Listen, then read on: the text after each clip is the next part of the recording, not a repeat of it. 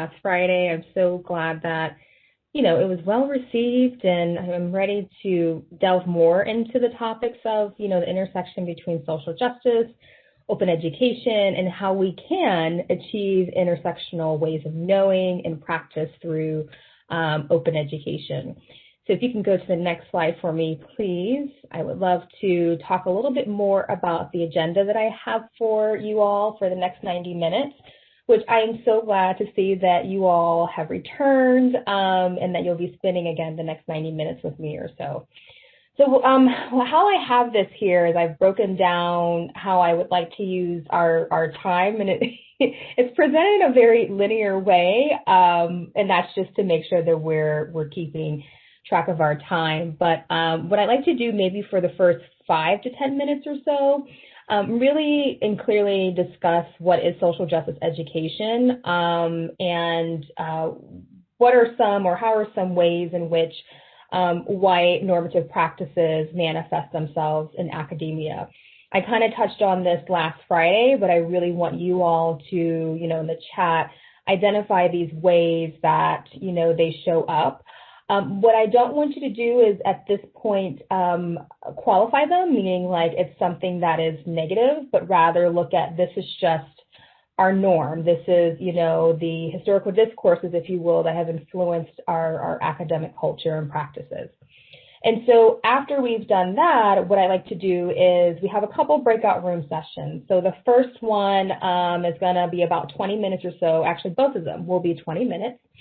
And I'm trying something a little bit different this time. So I do have a Google Doc in which for the first 5 to 10 minutes of that 20-minute breakout session, I'd like you to just kind of wrestle with the questions, really think about them, jot down your thoughts on that Google Doc, and then depending upon how long that takes, your group will have either 10 or 15 minutes to share your thoughts out loud with one another, and then we'll essentially kind of do that again as we come back to the main session for about 10 to 15 minutes. I love breaks, especially in virtual environments. I don't think that we, work that in enough, and so what I like to do after our first breakout room and main discussion section or main session discussion, I'd like to go ahead and do a break, and then after that we'll come back and I'll talk about the ways in which we can kind of apply some of this information. And then we'll do another breakout room session to encourage you all to think about the ways in which you can apply some of the social justice literature and open education into your own respective classrooms. And then we'll come back to the main session, discuss some ideas that you all discussed in your small breakout room.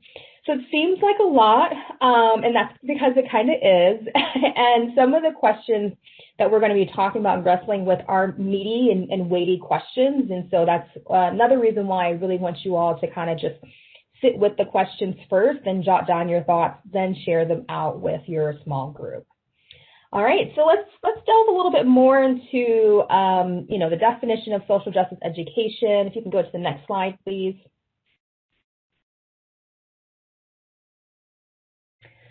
All right, so, I think it's important to define social justice education because as I put there, social justice education truly does mean something different to different people.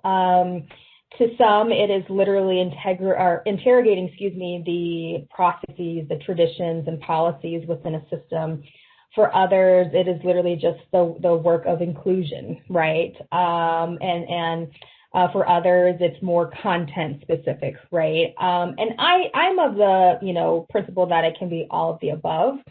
And so that's why I put forth this definition here. I'm not going to read it out loud because I'm assuming you all can. Actually, I will go ahead and read it out loud for accessibility and inclusion purposes. So this definition of social justice education reads, social justice-oriented practice or approaches in education refer to standpoints and scholarly traditions that actively address the dynamics of oppression, privilege, and other isms, right? Whether that's racism, ableism, sexism, things of that sort. So, and then this definition goes on to say working for social justice in education means guiding students in a critical self-reflection of their own socialization into this matrix of unequal relationships, right? And its implications. It also involves an analysis of the mechanisms of oppression and the ability to really challenge these hierarchies. So like I said, I really like that definition because I think it entails and encompasses a lot of different viewpoints here. Next slide. And so one of the things that I want us to, well, a few things I want us to really think about as we are, trying to figure out how we can do this very important work. It's good work, right? But it can be very, very hard. And I kind of talked about that in the last point, is that we really can't do social justice education in open education without doing that critical reflection as educators, wherever we're at and whatever role we serve in this education system and infrastructure, right? So we have to unlearn our traditional ways of learning. We have to confront the ways in which, like I put here, we uphold certain, power hierarchies and structures, and we're complicit with certain traditions, right? And so that's what the first part of this workshop is really designed to do, for you all to really reflect on those ways in which you, on one hand, challenge those structures, but on the other hand, have been socialized into these structures of injustices and the ways in which, unfortunately, all of us in some capacity uphold those power structures. And so, yes, that's, like I said, that's going to be the first part of today's workshop. And then another thing that I'm going to be focusing on or articulating a little bit later on in the session is that I really want us to, one of the things I want you to take away from this session is that we don't have to reinvent the wheel. And what I mean by that is we can disrupt this power hierarchy that we still see in academia, and that is me as a professor, all-knowing, the expert, and my students are the knowledge buckets.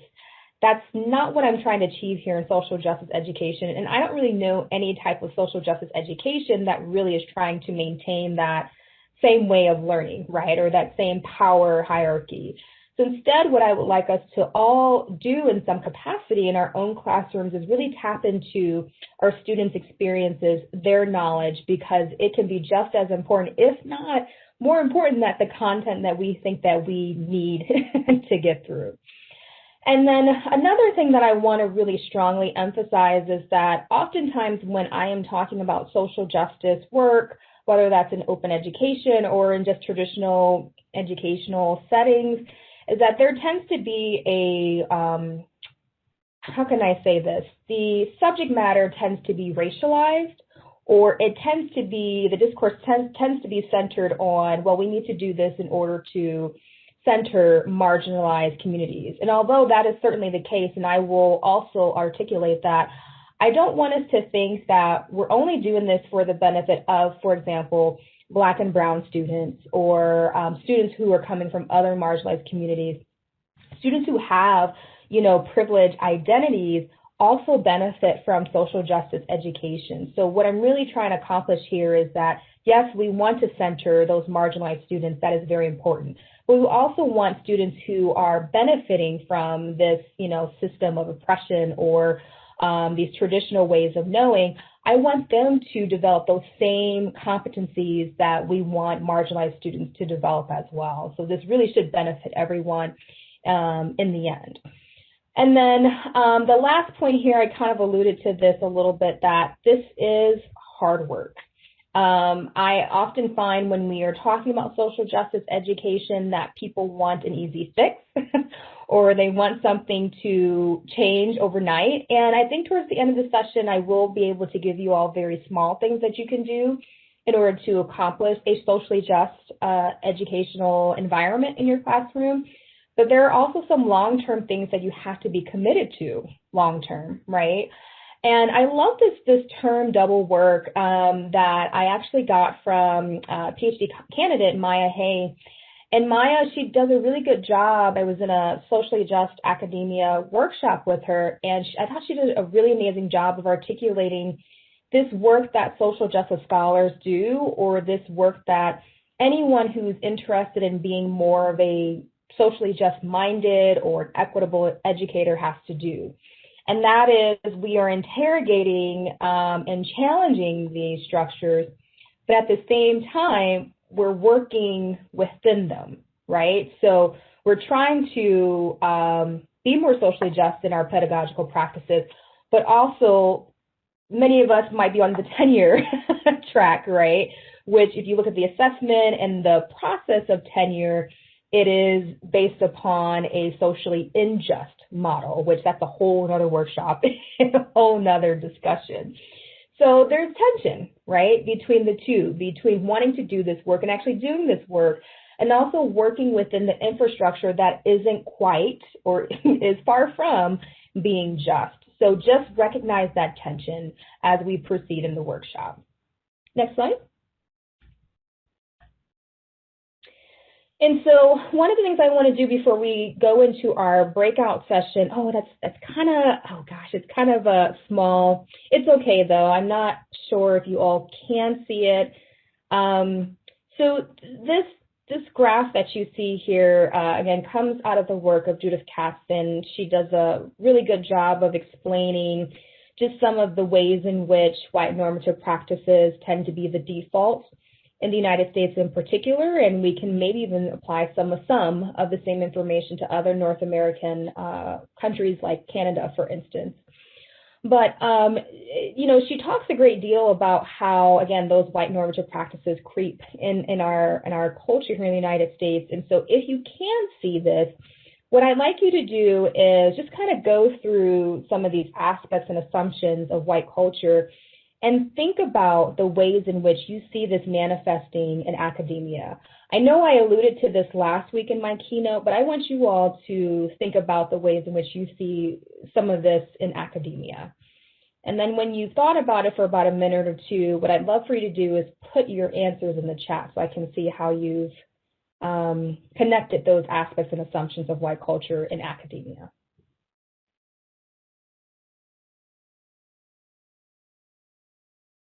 So there's going to be some silence for about a minute or two. Don't freak out.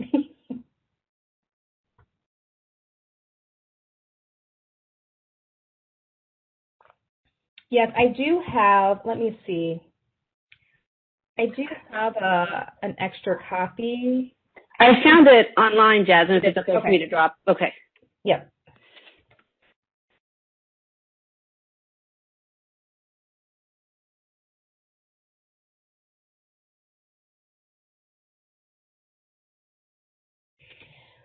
Yeah, so someone's already putting in the chat, there are so many that they can relate to. Yeah.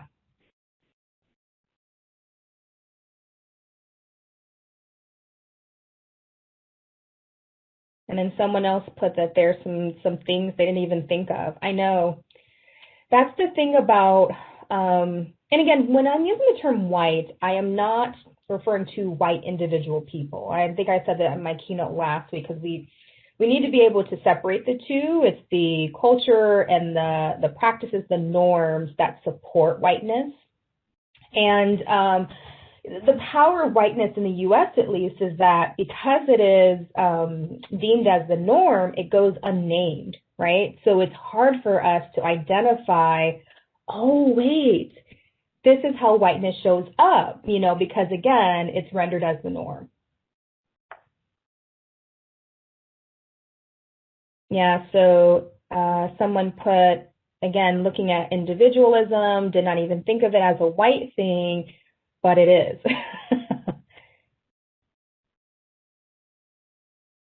King's English, yes. And I think that was something that, a question I received last week is that how do you do the social justice labor, but also recognize that other institutions are not necessarily doing that labor, and so they're still keeping these ideas intact. So in other words, in my profession in journalism and writing, I want my students to feel encouraged that they can use their own linguistics in ways of expression in their journalistic, materials. But at the same time, I know when they graduate and they want to get a job in a newspaper, or if they're going into PR at a PR agency, there are certain standards and protocols that they have to follow. So again, how do we balance the two? So someone put, maybe this is because it's been on my mind lately, but we really do have a rigid view of time.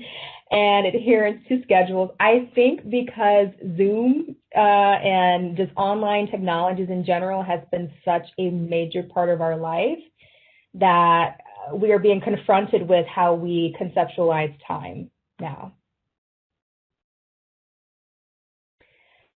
Yeah, and so someone put, from a family perspective, there's this notion that 18, you move out, whereas several other cultures are more family friendly and stick together.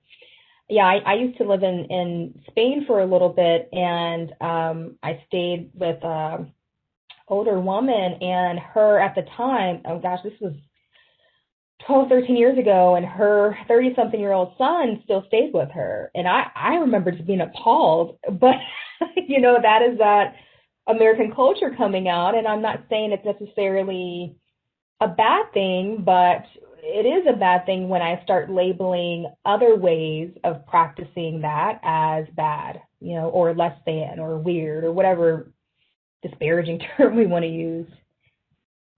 So someone put the number one and winner-loser dichotomy, is rampant in higher ed, such as honors programs for students and program organizers. Absolutely. And I've had to have several very vulnerable and transparent conversations with my students in terms of, trying to force them to unlearn that they are a grade, right? Their value is rested on the fact, of how well they perform in a class. And that's hard. I've noticed that when I try to take that pressure off of them to, think of themselves more as just a grade, it's difficult for some students because they've been socialized to think that they have to be the number one at all costs. Yep, so some other folks also really were thinking about time as a commodity. Yep. Yeah, so someone put Protestant work ethic. So, if you were not successful in life, or if you're not successful in life, that's because you didn't work hard enough. Not thinking about the opportunities that were afforded to you. I love I'm not sure if you all have seen the show, Little Fires Everywhere, and Kerry Washington's character on there confronts Reese Witherspoon's character about her privilege, and she was saying, you didn't make good choices, you had good choices, right? So again, that particular work ethic doesn't take that into consideration. Mm-hmm. Oh yeah, do something. Yeah, absolutely. All right, so this was great. And again, I think for some of you, it was like, oh yeah, I could literally go down the list and see the ways in which this shows up in my academic spaces and my personal spaces. But I think for many of you, again, you didn't even think about the ways in which, that's the norm in your everyday life. So very good. All right, so for time's sake, again, I want to make sure we have enough time in for both sessions. So I'm going to go ahead and move on to the next slide. And so we're about ready for our first breakout room session. So there are 3 facilitators in our workshop who I'm very thankful for. And they are going to essentially help you through this breakout session. So there will be 3 breakout rooms. And in your breakout room, what I first want you to do, again, for the first 5 to 10 minutes or so, number one, really read through all the questions that I have here, and I'm going to read them in just a second, and just rest with them, right? Because they're not yes or no answers or anything like that. You really have to think about these questions. And so in that process, in you thinking about your responses, and I'm not looking for a right response, by the way, I want you to write down your thoughts on a Google Doc that I think, yes, was just shared in the chat. And I think, Debbie, can I share my screen really quickly so I can show everyone what that looks like? You absolutely can. You should be able to share kind of over me. Okay. If that makes sense. Yes. Yeah. Can y'all see that? Yes. Okay, awesome.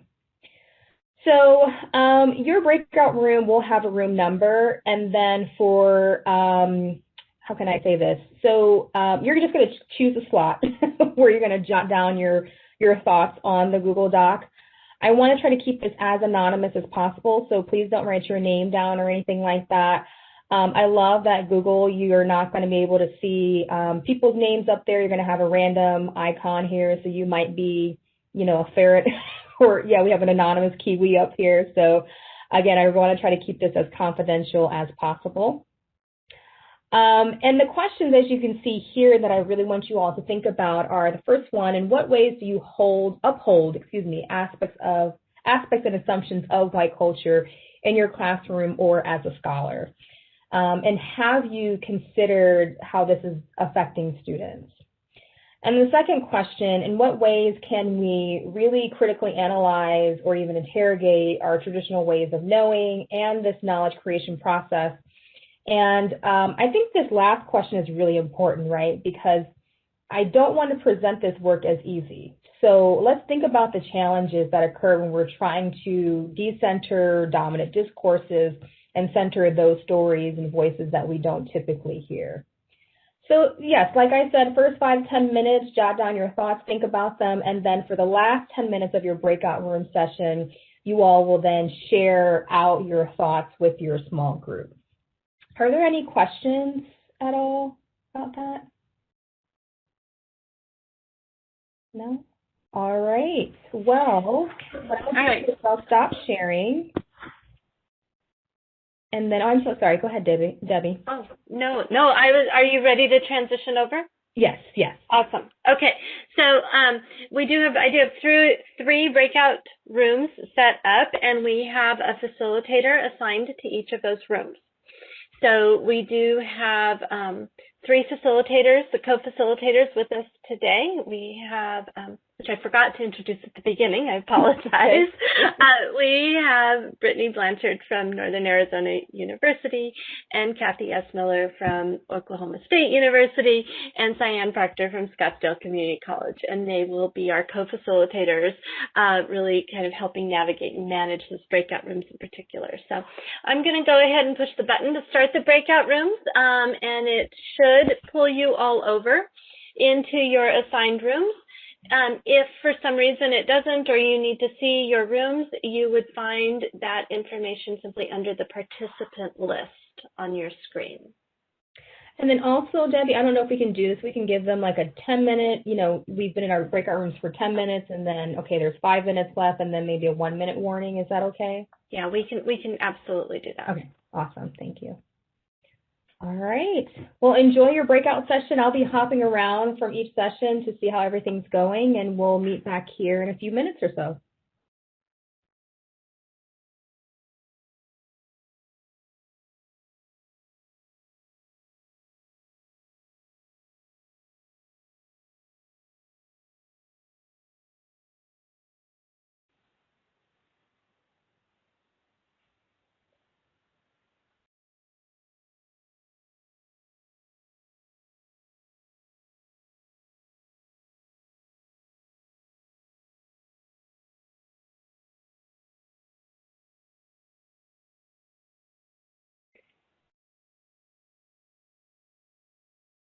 So Sarah and Brianna, you are also assigned to rooms. You're welcome to join rooms.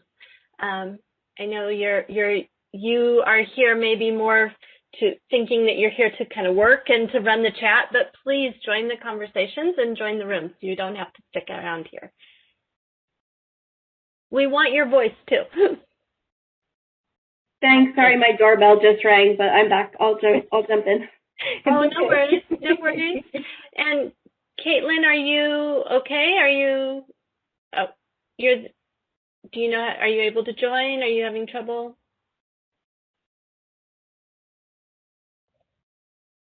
I thought I heard them say something. I think that might have been Sarah. Oh, okay.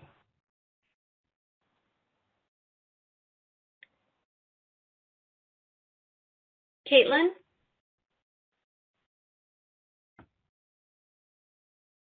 Or they might have went to the bathroom. Yeah, she may have stepped away for a minute. It happens. I thought that was absolutely, like, it's so fascinating to listen to you that I get distracted. Yeah. And then you say, next slide, next slide. And I'm like, oh crap, I'm working. I'm not just here to learn.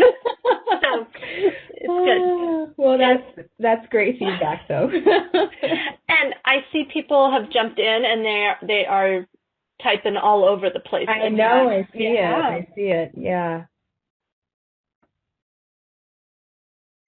All right. I'll go ahead and mute myself and then read some things. Oh, go ahead. No, I was just going to say, feel free to jump around, do whatever you need to do. Absolutely. We'll figure out how to set up those reminders. Okay. Okay. Yeah.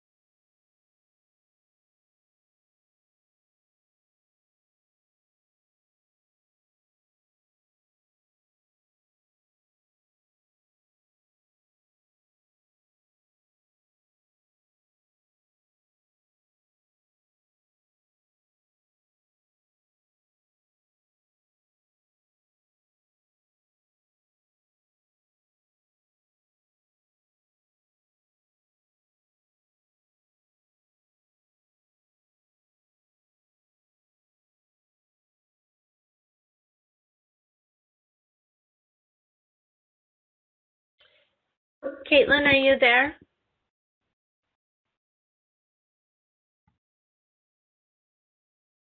They might have really walked away.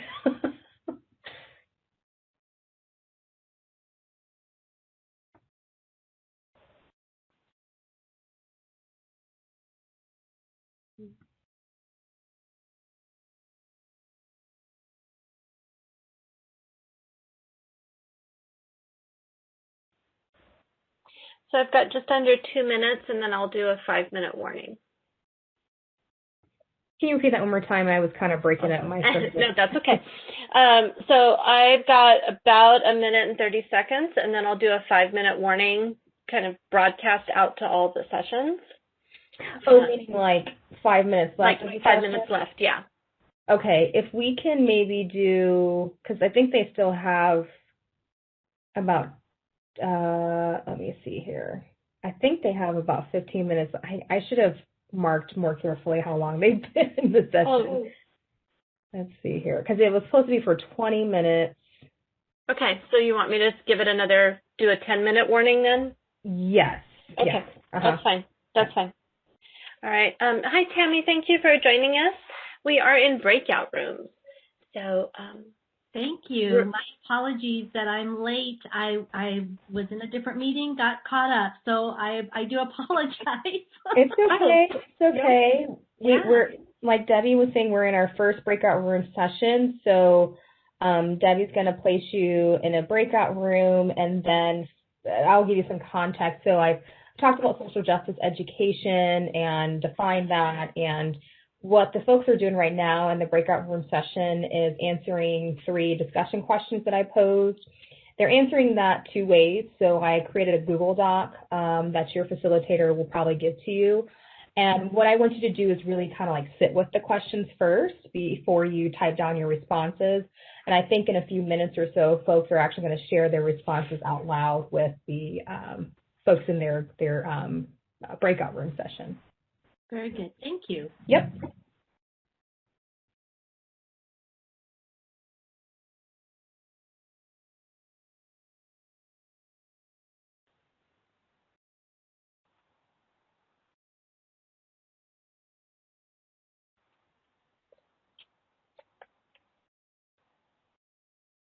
okay, I am trying to assign you over. Let's see.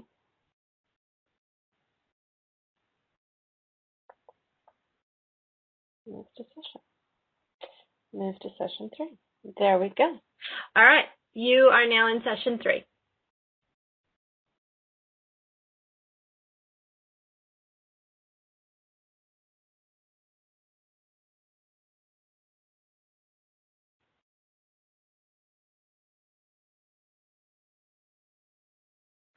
So what I'd like to do for the next 30 minutes is to kind of discuss ways, very practical ways that we can engage in a more socially just education by providing you all with some social justice open education principles that I also discussed last week, but a few that I have not actually discussed. So we can go to the next slide. All right, so I think on the next slide here, what I plan to talk about is essentially the 3 social justice principles of open education. Again, I hit on this last week. These social justice principles are from the work of Sarah Lambert, who is actually from Deakin University, I think, in Australia. And in her work, she really talks about how, if we're thinking about open education in terms of from a social just lens, we have to make sure that our open educational practices are achieving 3 types of justices. And so that's recognitive justice, redistributive justice, and representational justice. Open education discourses tend to center a lot on that redistributive. Sorry, I thought I saw something in the chat. Open educational discourses tend to center on redistributive justice, where we focus a lot on textbook costs. But what I would like us to do is really focus a lot on recognitive and representational justices and how we can interrogate processes that we very much center in our classroom approaches. Next slide. And then on the next slide there are also some typologies of what we call open educational practices that were put forth by some near and dear colleagues of mine. I won't go through all of them, but the citation is there for those who want to delve more into the literature here. And these typologies of open educational practices help to articulate the broad spectrum that we should be looking at if we really want a socially just open educational practice. And so the first typology talks about how there are some open educational practices that are content-centric versus, process, not versus, but on the other end of the spectrum is more process-centric, right? So the content-centric example might be, again, producing an open textbook, whereas the process-centric is like, well, how do we go about actually doing that? Teacher-centric, again, that is the notion of, focusing mostly on how educators can adopt OERs or create their own OERs versus, the learner-centric process is what we might find in open pedagogy practices, where students are, fundamental to that creation process in terms of open educational practices. And then the last one looks at open educational practices in the spectrum of, primarily pedagogical to ones that are more rooted, again, in that social justice angle. And so the social justice angle is really asking, as I put there, to what degree are we addressing cultural, social, and economic justice in our open educational practices. And so I'd like to show you all ways in which scholars are doing that, ways that I've attempted to do that in my own classrooms as well. So we can go to the next slide. So here are a couple of things that we can do in order to really put this into action. So we all, for the most part, especially those who are currently teaching, we typically have to create a syllabi, or syllabus. And so I heard someone in one of the breakout sessions talking about how, they publish their syllabi openly, which thank you for that, because I'm actually really surprised at the amount of faculty who are scared to do this. And again, interrogating the culture of academia, we are so used to being ranked and rated to where we're scared to share our syllabi. So again, thank you to that person who is already doing that, making this openly available. But it's not just that, it's really interrogating what's in our syllabi, right? And a lot of this language and a lot of this action that I'm talking about comes from what we call the social justice design tool that was created by 4 scholars, I believe from North Carolina State University, but I could be wrong about that. I don't want to misquote that. But that is on the resource on the Google Doc. So for those who are interested in taking a look at the social justice design tool, that's definitely already there for you in the Google Doc. And so those scholars put forth a plethora of recommendations. I'm only going to just highlight a few of those. So one of the things that they were talking about is just being aware of our language, right? So I don't know if you all have used this type of language. I've been guilty of doing it.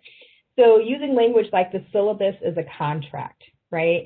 Well, how is it a contract when students aren't agreeing to that contract? So in other words, we're forcing them to agree to that contract. So that's where co-creation of assignments and policies take place.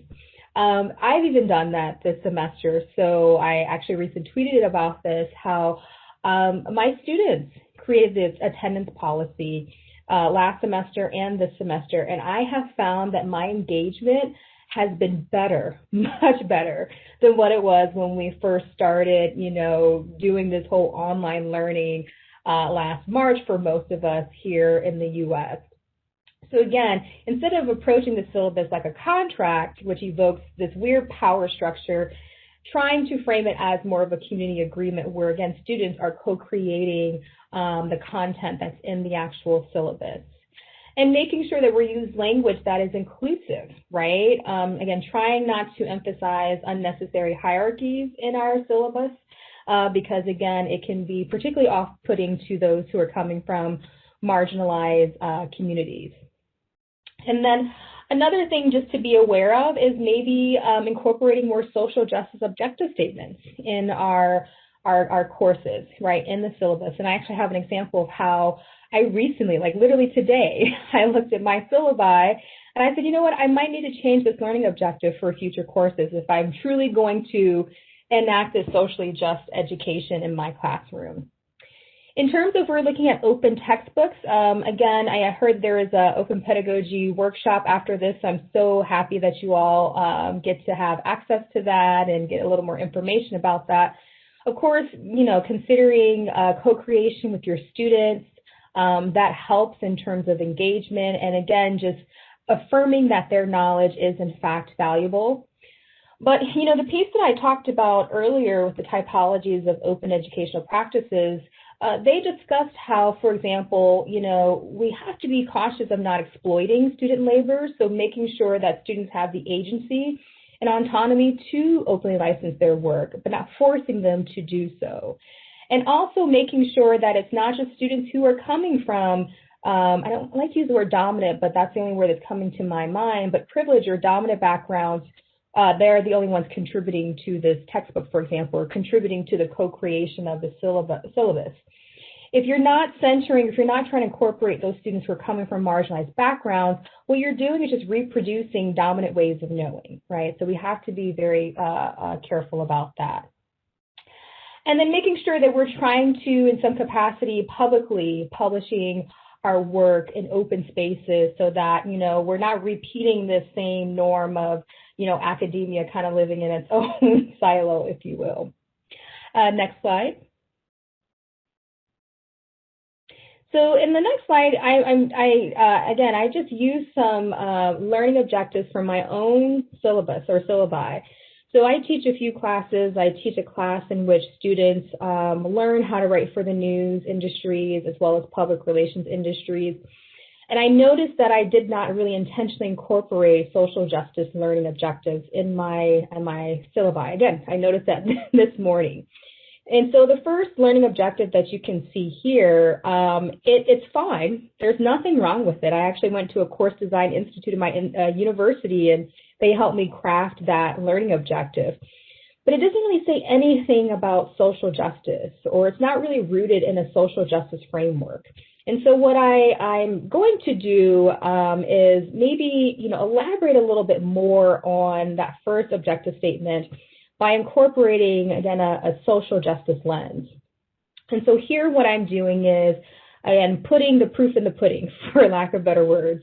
And so the social justice learning objective statement that I have here, the two that I have here is interrogate traditional news processes to understand how the experiences of BIPOC, women, queer, and persons with disabilities are marginalized and underrepresented in media narratives, right?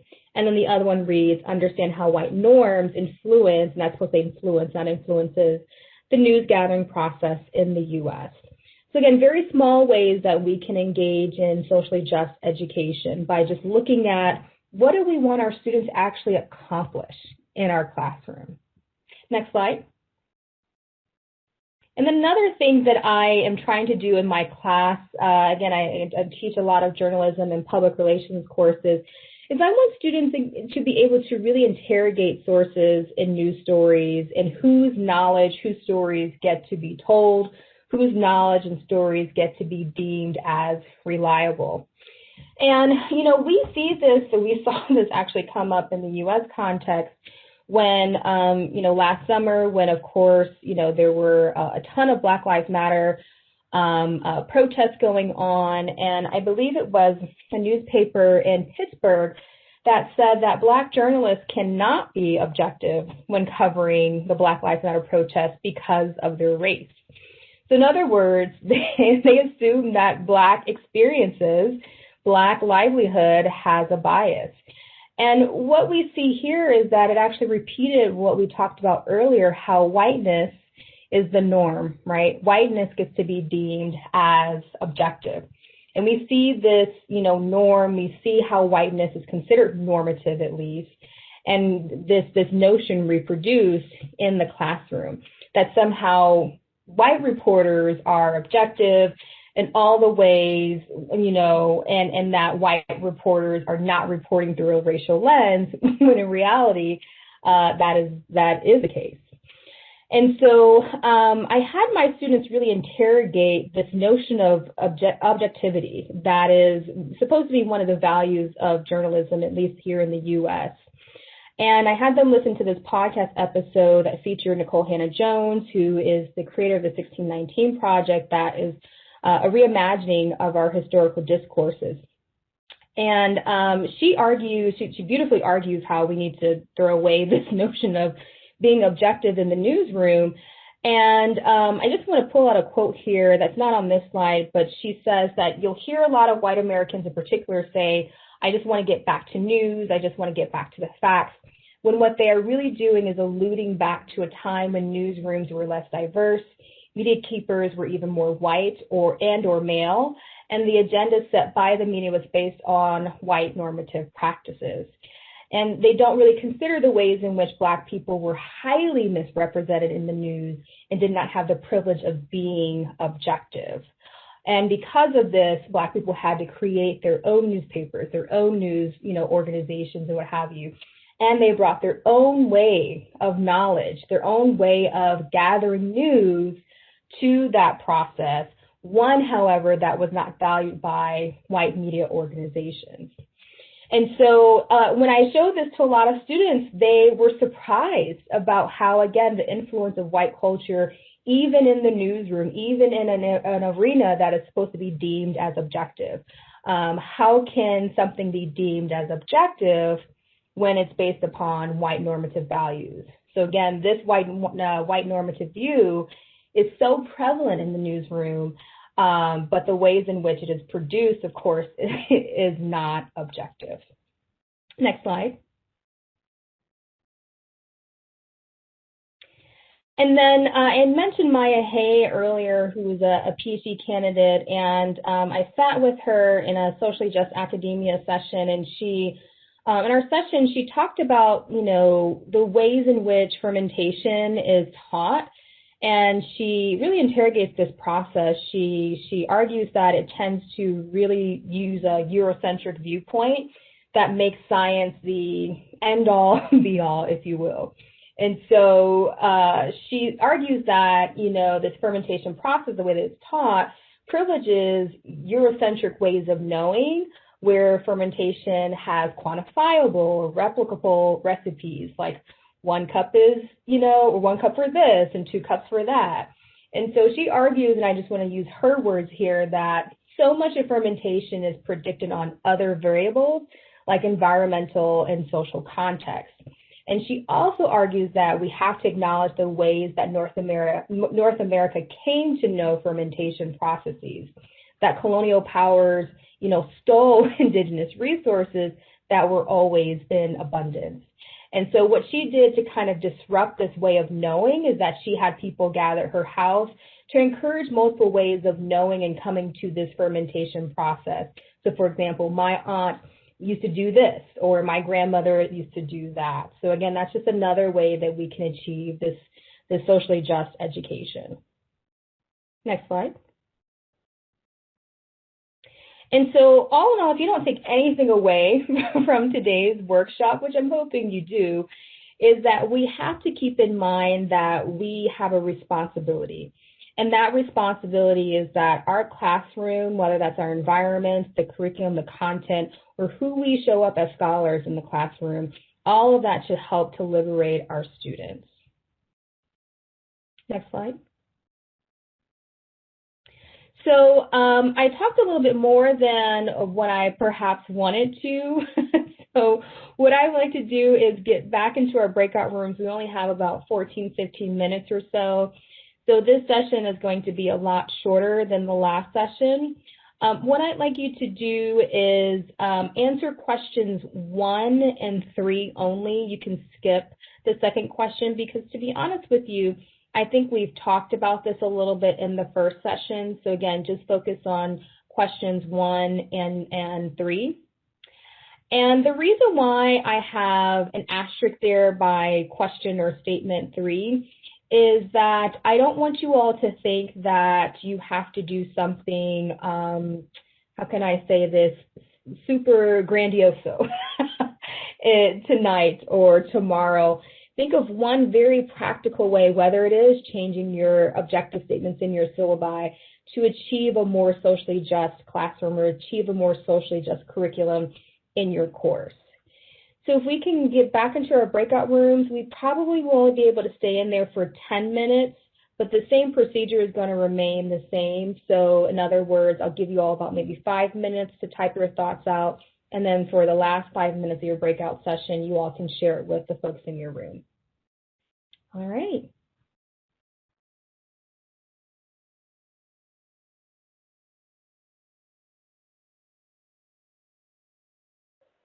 Okay, breakout sessions have been started.